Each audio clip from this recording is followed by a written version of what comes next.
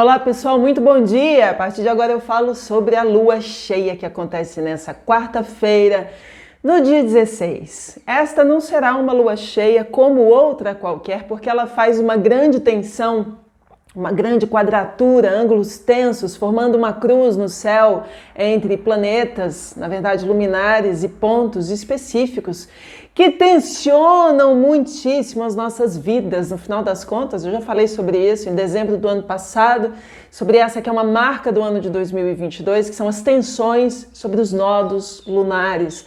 É sobre isso que eu falo hoje, falo sobre o que esperar dessa lua cheia em Leão, de que maneira compreender isso, de que maneira perceber isso no mundo. Tem muita coisa acontecendo ao nosso redor em nossas vidas nessa quarta-feira, ao redor desses dias. Enfim, gostaria de conversar sobre isso com vocês hoje. Bora conversar? Para quem não me conhece ainda, me chamo Aline Macari, sou jornalista, astróloga e analista junguiana. Sejam muito bem-vindos ao canal da Astróloga, curtam esse vídeo, compartilhem com seus amigos e se inscrevam no canal.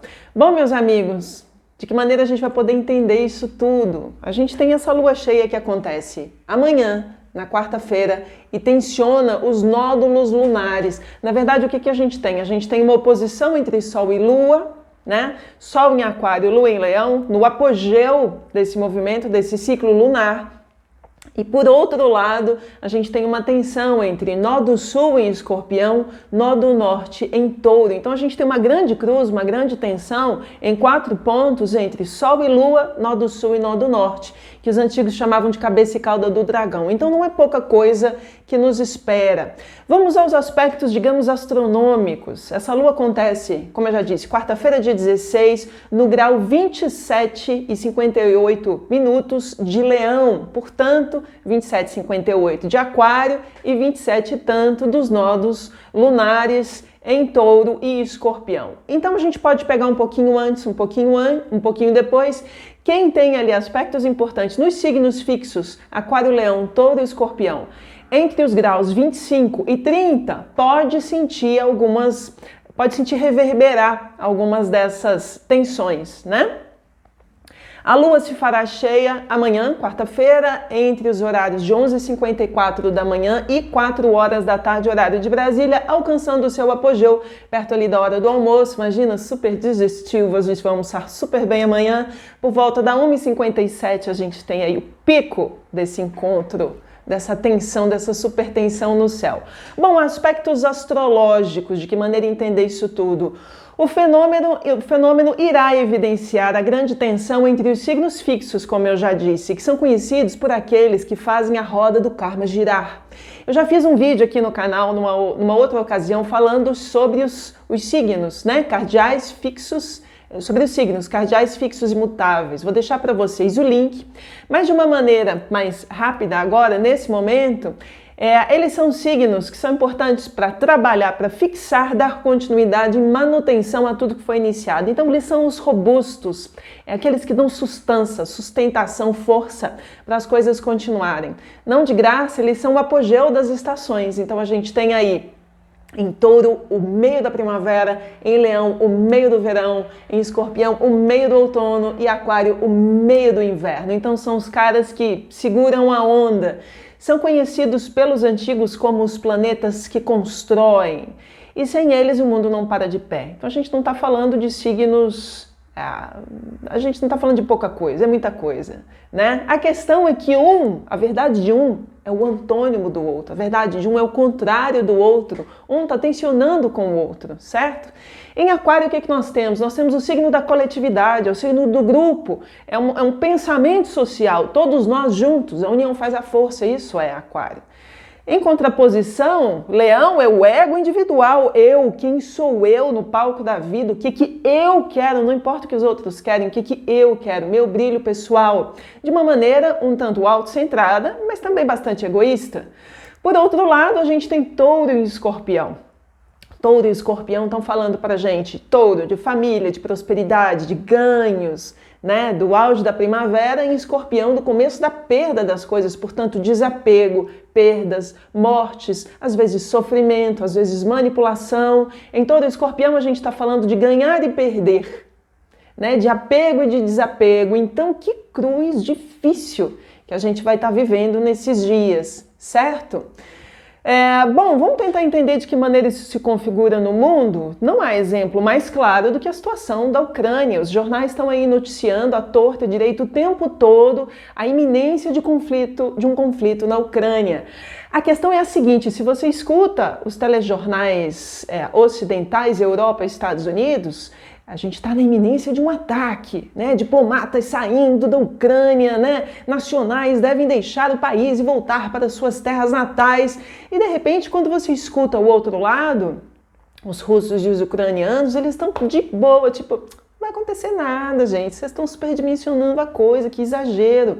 Agora, como que é um exagero? Qual é a verdade dessa história toda? Porque há 120 mil militares russos nas fronteiras da Ucrânia. Então, se não é nada, por que há 120 mil militares ao redor da Ucrânia? Hoje de manhã saiu uma notícia dizendo que os russos tiraram 10 mil militares. Ok, isso parece dar a entender de que algo está esfriando, mas ainda tem 110 mil militares ao redor da fronteira, então é difícil entender isso tudo.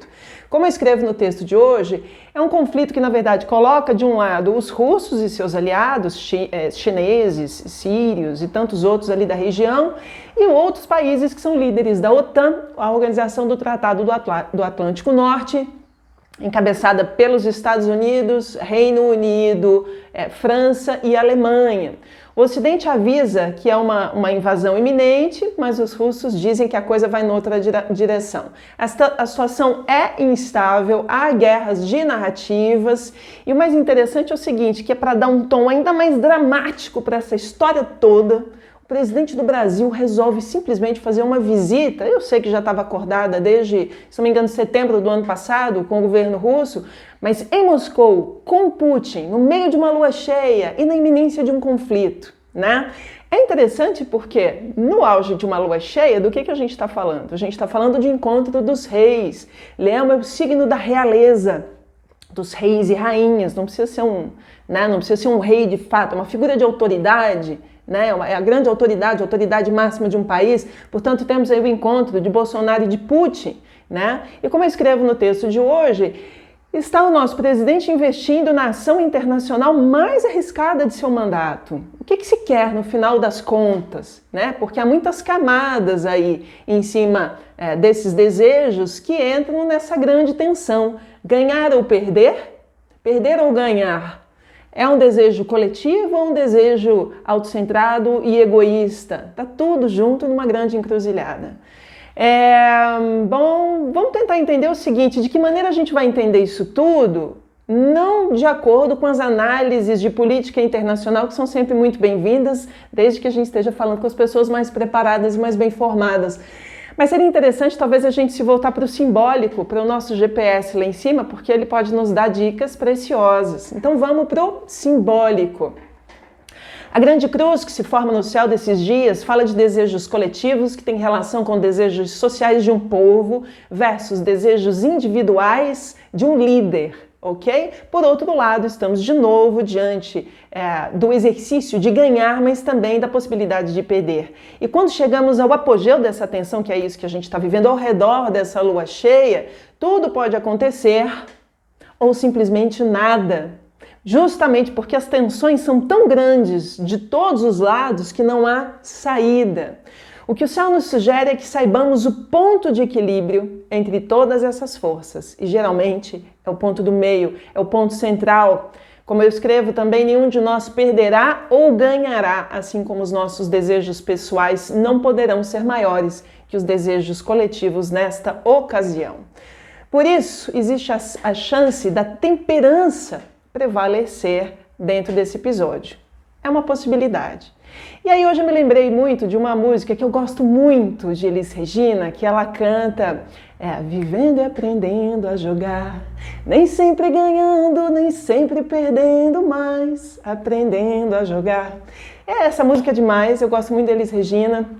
Eu acho que o grande ponto, talvez agora, e talvez o grande mistério da solução dessa lua cheia esteja na letra da música que ficou tão famosa na voz de Elis, vivendo e aprendendo a jogar. Talvez nessa grande tensão, em se tratando de conflitos internacionais ou de conflitos caseiros dentro das nossas vidas, talvez o ponto central seja vivendo e aprendendo a jogar.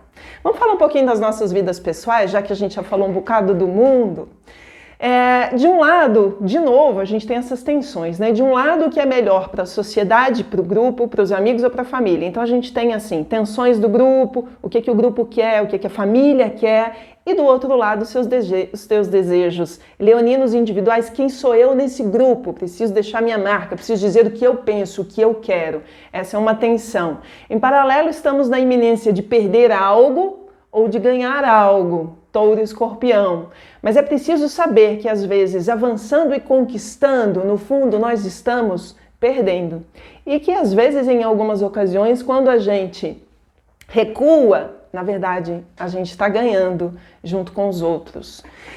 Também, como eu escrevo no texto de hoje, eu acho que talvez seja um dos pontos interessantes também, é o seguinte: no meio dessa encruzilhada, sabe aquelas encruzilhadas? No Brasil é tão popular, né, a gente encontrar assim, uma grande oferenda no meio de uma encruzilhada, né?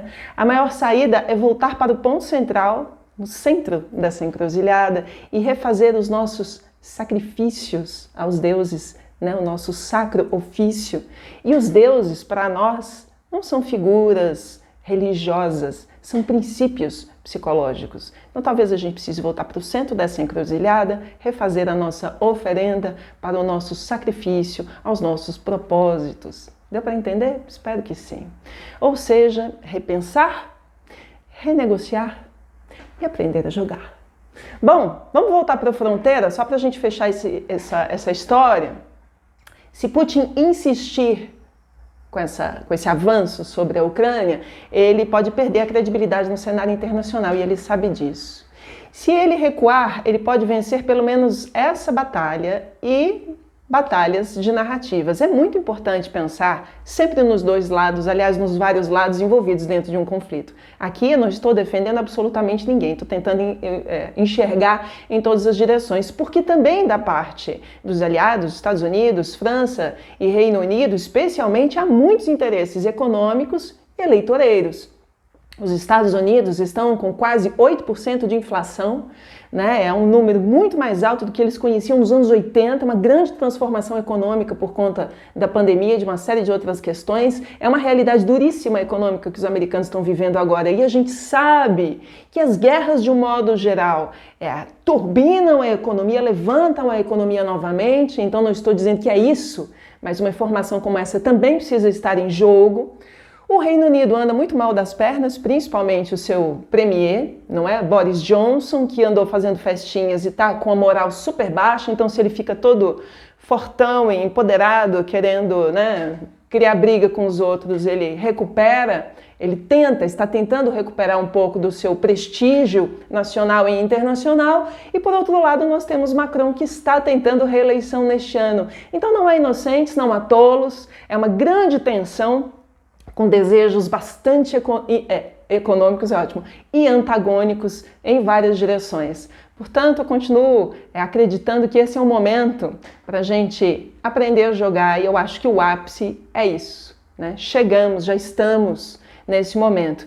Gostaria de ouvir os seus comentários, é óbvio que isso vai se manifestar na vida das pessoas das mais variadas maneiras, isso atravessa a nossa realidade internacional, nacional, nossas vidas no trabalho, nossas vidas familiares, nossas vidas íntimas conosco, e seria muito interessante a gente aqui na nossa terapia coletiva, né, vocês deixarem seus comentários para a gente ir lendo, conversando e trocando e trazendo sentido para esse momento especial que a gente está vivendo agora nesse ano de 2022.